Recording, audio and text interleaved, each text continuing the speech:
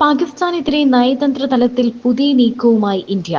പഹൽഗാം ഭീകരാക്രമണത്തിന് പിന്നാലെയുണ്ടായ സംഭവവികാസങ്ങൾ ചർച്ച ചെയ്യാൻ പാകിസ്ഥാൻ ഐക്യരാഷ്ട്രസഭ രക്ഷാസമിതിയെ സമീപിച്ചിരുന്നു. എന്നാൽ ഈ ചർച്ചയിൽ പാകിസ്ഥാനെ ഒറ്റപ്പെടുത്താനുള്ള തന്ത്രങ്ങളാണ് ഇന്ത്യ തയ്യാറാക്കിയിരിക്കുന്നത് എന്നാണ് പുറത്തുവരുന്ന റിപ്പോർട്ട്.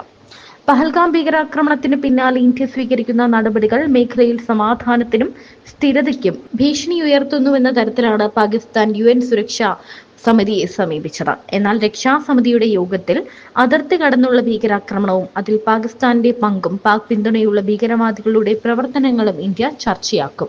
26 പേർ കൊല്ലപ്പെട്ട പഹൽഗാം ഭീകരാക്രമണത്തിന്റെ ഉത്തരവാദിയായ പാകിസ്ഥാനെ ആഗോളതലത്തിൽ ഒറ്റപ്പെടുത്താനുള്ള ശ്രമങ്ങളുടെ ഭാഗമായിട്ടാണ് നീക്കം.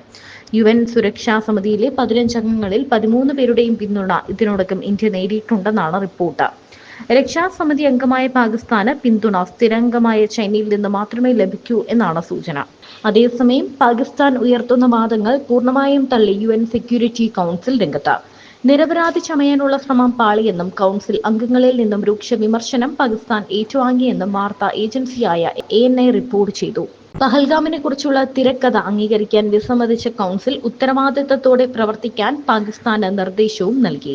UN സെക്യൂരിറ്റി കൗൺസിലും കൈവെടിഞ്ഞതോടെ അന്താരാഷ്ട്ര പിന്തുണ നേടാനുള്ള പാകിസ്ഥാന്റെ അവസാന ശ്രമവും പാഴായി. 26 പേർ കൊല്ലപ്പെട്ട പഹൽഗാം ഭീകരാക്രമണത്തിൽ പാക് പിന്തുണയോടെ പ്രവർത്തിക്കുന്ന ലഷ്കർ-ഇ-തൊയ്ബയുടെ പങ്കും ചർച്ചയായി. ലഷ്കറിന്റെ പങ്കിനെക്കുറിച്ച് അംഗങ്ങൾ പാക് പ്രതിനിധിയോട് നിരവധി ചോദ്യങ്ങൾ ഉന്നയിച്ചുവെന്നും റിപ്പോർട്ടിൽ പറയുന്നു. ആണവായുധത്തെക്കുറിച്ചുള്ള പാക് ഭീകരവാദത്തെ കൗൺസിൽ രൂക്ഷമായിട്ടാണ് വിമർശിച്ചത്. നിരപരാധികളായ വിനോദസഞ്ചാരികളെ മതത്തിന്റെ പേരിലാണ് ലക്ഷ്യമിട്ടതെന്നും കൗൺസിൽ ചൂണ്ടിക്കാട്ടി. പാകിസ്ഥാന്റെ അഭ്യർത്ഥന മാനിച്ച് അടച്ചിട്ട മുറിയിലാണ് ചർച്ച നടന്നത്. UN സെക്യൂരിറ്റി കൗൺസിലെ 10 താൽക്കാലിക അംഗങ്ങളിൽ ഒന്നാണ് പാകിസ്ഥാൻ.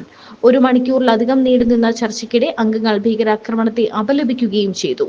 പഹൽഗാം ഭീകരാക്രമണവുമായി ബന്ധപ്പെട്ട എല്ലാ ആരോപണങ്ങളും നിഷേധിച്ചതായി ചർച്ചകൾക്ക് ശേഷം പാക് പ്രതിനിധി അസിം ഇഫ്തിഖർ മാധ്യമങ്ങളോട് പറഞ്ഞു. സിന്ധു നദീജല കരാർ ഇന്ത്യ മരവിപ്പിച്ചത് അന്താരാഷ്ട്ര നിയമങ്ങളുടെ ലംഘനമാണെന്നും അസിം ഇഫ്തിഖർ പറഞ്ഞു.